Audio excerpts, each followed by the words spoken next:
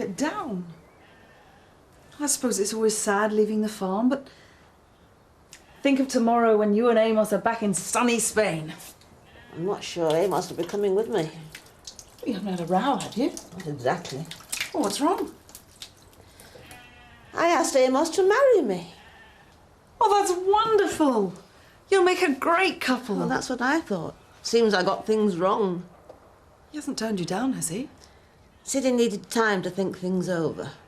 Probably trying to find the best way of letting me down gently. Would you like me to talk to him? Oh, no, thank you. I feel enough of a fool already. At my age, throwing myself at a man that doesn't even want me. Where's Joseph? 3 guesses. Frank's taking his grandfatherly duties really seriously. He was knocking on the door last night as soon as Joseph started crying. I was just about to feed him. It was embarrassing. Fast asleep now. I used to be just the same when you were a little baby, Chris. You never lose the neck. Dad, I thought you agreed to back off a bit. I best rock him for a bit longer, just to be on the safe side. Shouldn't you be starting work soon? Dave can manage. That's what I pay him for.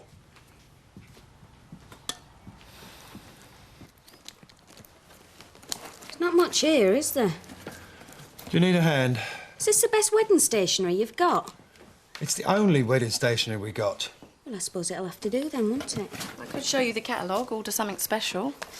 Depends how soon the big day is and how many invited. Well, I suppose you two will have to be invited, won't you? I'll do yours now. Oh, thanks a lot. Yeah, we'd love to come. Well, it saves on stamps, doesn't it? I don't understand, Amos.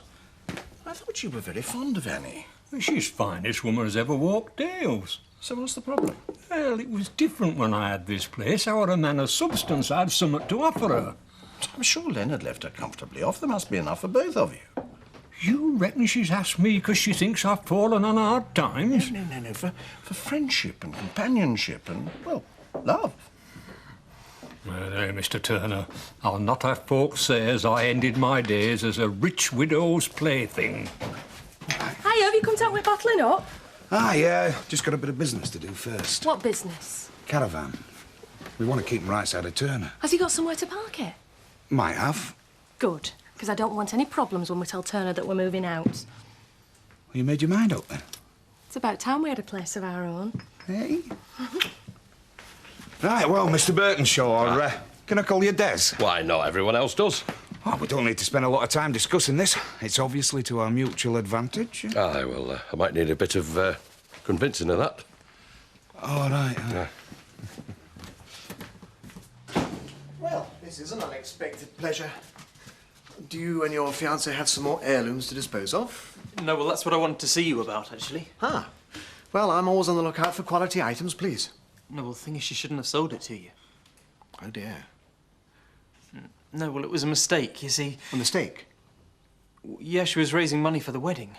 I see. But I've brought the money with me, so we can sort it all out now. Ah, right. 600 quid. Count it if you like. I trust you, Luke. Right then, so, where's the clock? Yes, well, there is a problem there, you see. I've already sold it on. I suppose we could institute proceedings to get it back, but that would still involve the police. It would be awful if your fiancée found herself detained in one of Her Majesty's establishments and missed the big day. OK, just give me the money back. Well, I was coming to that. You see, I'm already quite involved in this wedding of yours. What? Yes, you see, your in-laws have asked me to supply the alcohol for the reception. I've negotiated a bargain price of £500. Your change.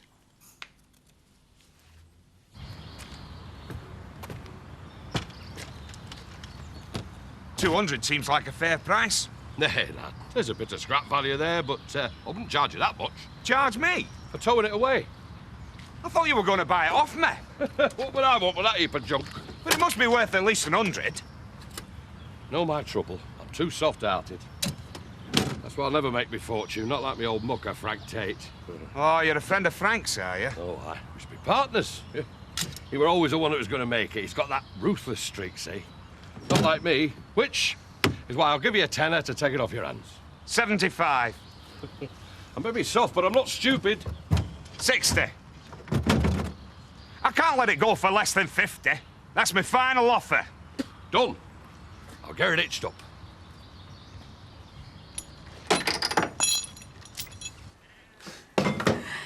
You're a strong woman, Annie. You've caused us a few problems in the past, but I've always admired you. You're not exactly a wilting flower yourself. No, it's caused me a few problems in the past. Men get frightened by strong women. We can't change the way we are. No, but we can be a bit subtle about it. It doesn't do any harm a man thinking he's in charge, so long as we know who's pulling the strings.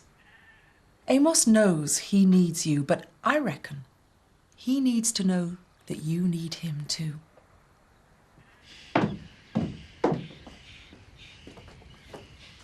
Are you still sat round on your backside? You can get these wedding invitations done, make yourself useful. We're working. You don't know the meaning of the word. Since our advertising campaign, someone's got to man the Zack Attack line 24 hours a day. Oh, I see. So I better not touch that telephone, eh? It'll be red hot with all the calls coming in.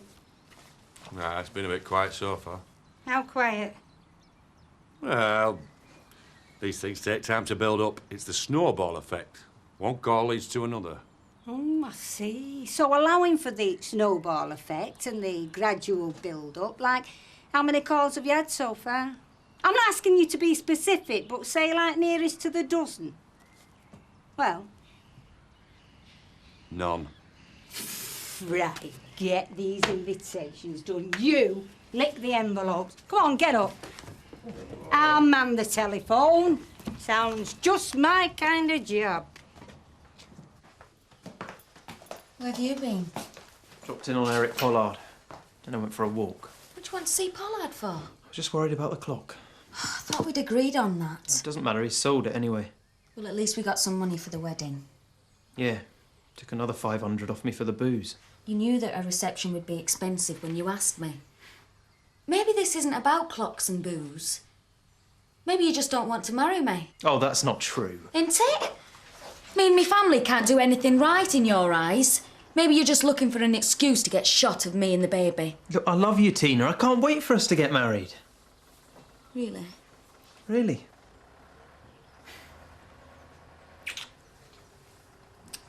Come on, help me with these invitations.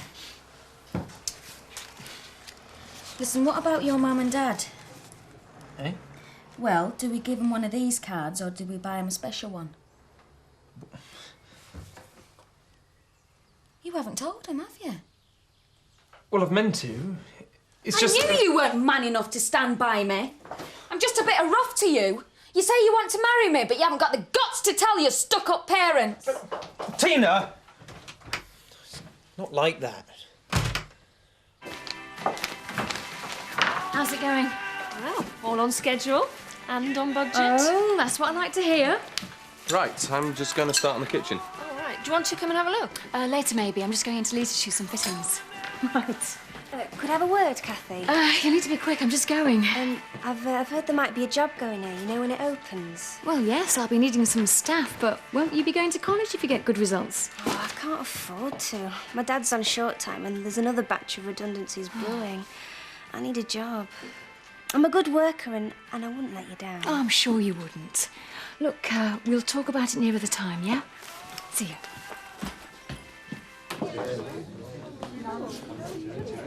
You'll have come for your answer. I've come to say goodbye. Huh? I want you to do me a favour and forget I ever proposed to you. I realise now it was a selfish thing to do. Selfish? A woman in my position is very much at risk in a foreign country, especially when folk know she's got a bob or two put by. Some of them Spanish rots have no scruples. It might be different if I had a strong man beside me, but I couldn't expect you to make that sort of sacrifice for me. Let's not be too hasty, Annie. I had my chance to marry you years ago. It's too much to hope you'd ask me again. You mean that's why you asked me? So let's just forget it and part good friends, shall we? But I don't want us to part. Well, with me in Spain and you in Emmerdale, it's going to be difficult. I'm not going to let that happen. Annie, Yes, Amos? will you marry me? I'll have to think about it. I may have had my doubts, but you've turned out to be a man of your word. That caravan has finally gone. Oh, well, I thought with you mixing with upper crust again tonight, you'd like to know that everything were all right at home. How very considerate. You off to Lady Weir's again? Yes, yes, indeed. I seem to be becoming a permanent fixture at their social gatherings these days. My Linda's going too. Really? Do you know, I didn't know she did silver service waitressing. I must bear that in mind for functions here. She's a guest, same as you. Oh, dear. Well, what a terrible faux pas. Please let me make it up by offering her a lift there. Oh, don't bother. We're quite capable of chauffeuring her ourselves, thank you. Listen, I'll fix us a sarnie at Vanny. It'll save us paying Turner's inflated prices. Yeah, all right. Don't know what you do with all that money. I'm investing it. Yeah, all that talent at Holiday Park. It costs brass to show lasses a good time, you know. And now you've got your own private fashion palace. My van. It's gone. It's been nicked.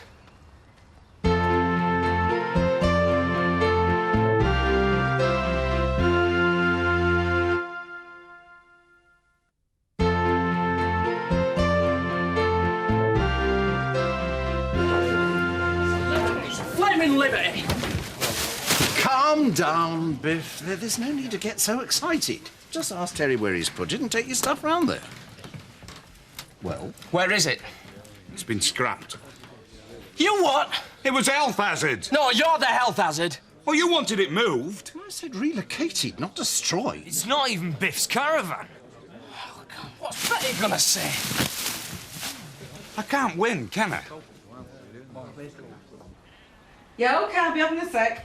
You must have heard the kettle. Would you like a cup of tea? Oh, yes, please. So, is it on or off? What?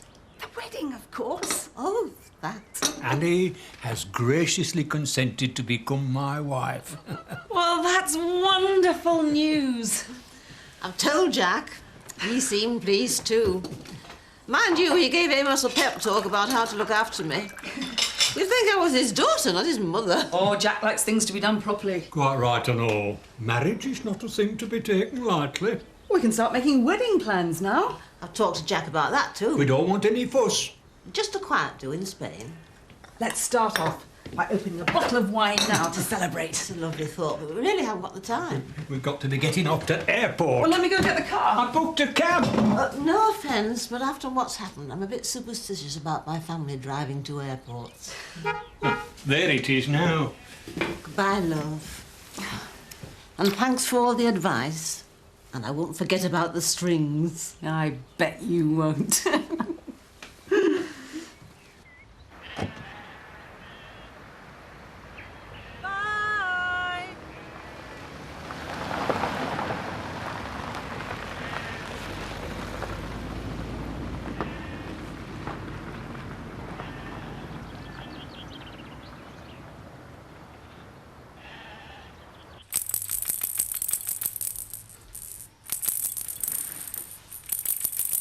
I think we ought to let him get some sleep now, Frank. Oh, he's enjoying himself. He smiled just now.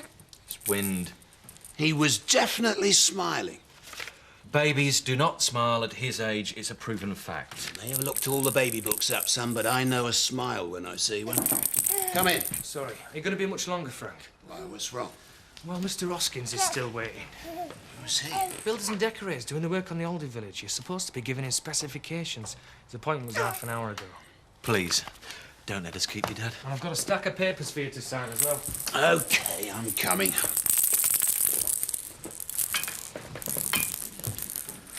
I'm going to kill him. He means well. It's no excuse. And it is his house. We can't say anything. No, but we can do something. Oh, Biff, now it's lucky you called round. I've been thinking about you and that caravan. Oh, I see. No, I've got some good news. I've decided to let you have it. permanently.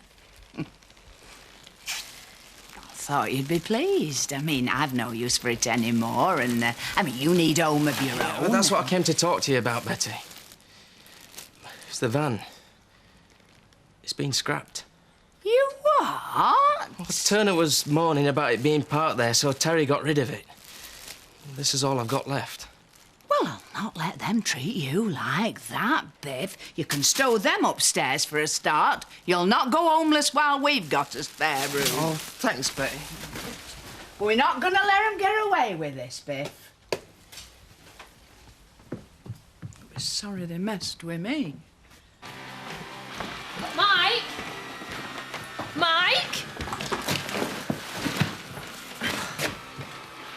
I just came to check on your progress. Well, which do you want first? The bad news or the really bad news? Oh, I'm sorry to interrupt. Well, that's all right. I'm always glad of an excuse to avoid doing the books. I've got a bit of good news. Me and Terry's finally moving out. We're taking over Rachel's cottage. Oh. Oh, I see. I thought you'd be pleased to get rid of us, especially after Terry's latest escapade. Yes, he does get himself in some scrapes, doesn't he? Well, that's putting it mildly. But there's no malice in him, and you've been a tower of strength since you got here. Thanks. I've got used to having you around. It's like having a family. Well, of course, I can understand you wanting a place of your own. You know, you shouldn't leave your back door unlocked, not with all the criminals that are around today. Hello, Betty. I was expecting you. I should just think you were. You ought to be ashamed of what you've done. That's just a misunderstanding. You're going to have to do better than that. I were very fond of that caravan. It had great sentimental value. Oh, there. Perhaps this will help to soften the blow. 200 quid? Well, it's not so much the money, it's the principle of the thing. I'll take it. Just to let you see I appreciate the gesture. It's lucky for you, I'm so good-hearted. Thanks for bailing Terry out again. Oh, that's all right. I shall be stopping it out of his wages. I just don't know where to start. The clock would be enough to send Dad up the wall. I'd say that was the least of your worries. Do you want me to dictate it to you, save you sitting around all night? Dear Mum and Dad, I've got some really great news.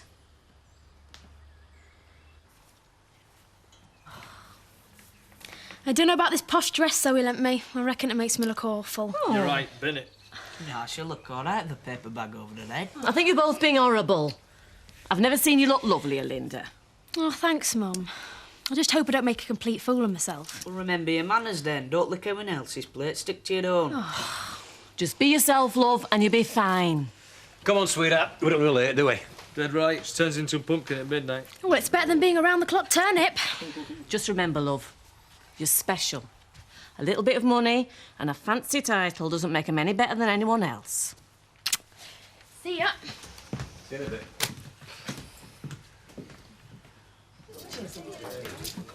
Hey, you get yourself into enough trouble in Emmerdale. I'm not letting you loose on France. That goes for you, too.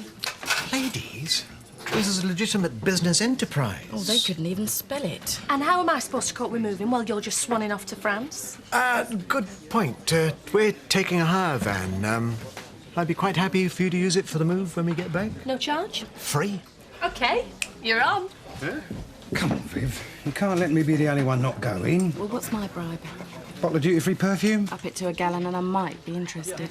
OK, the rest is just haggling.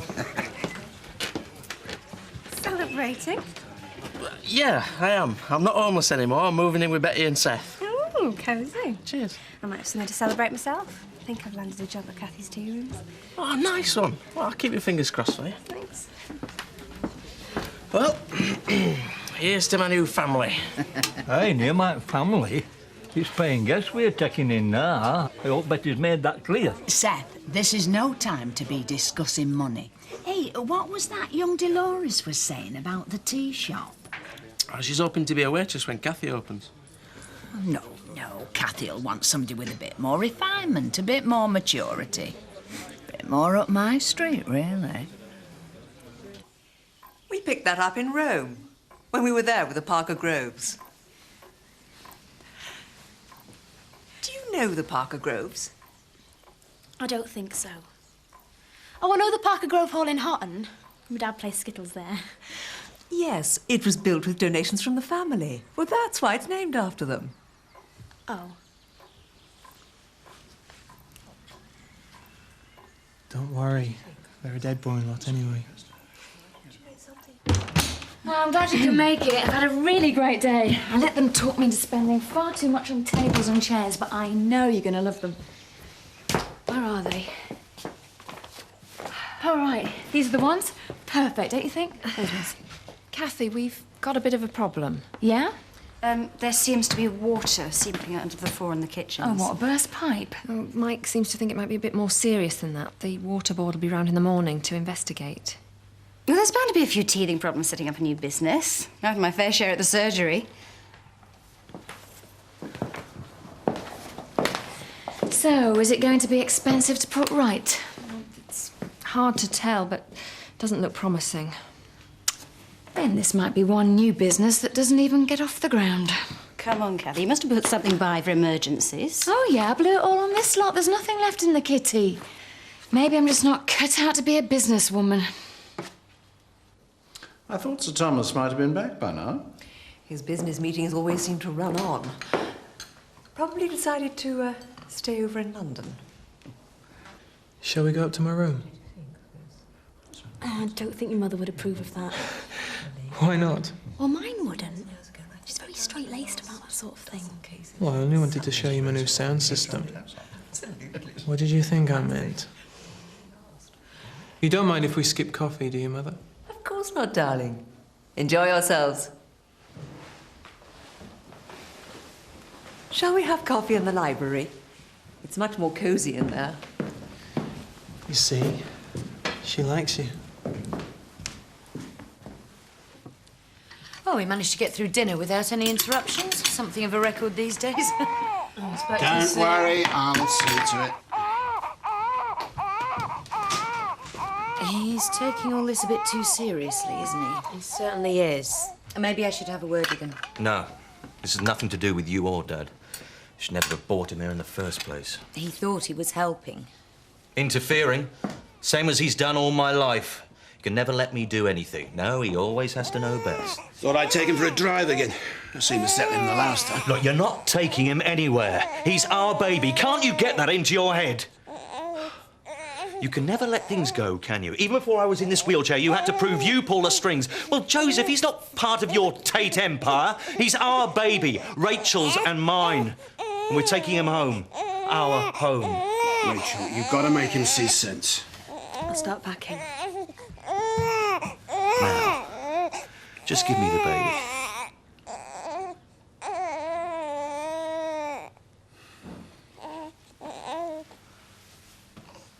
Come on, little fella. Come on.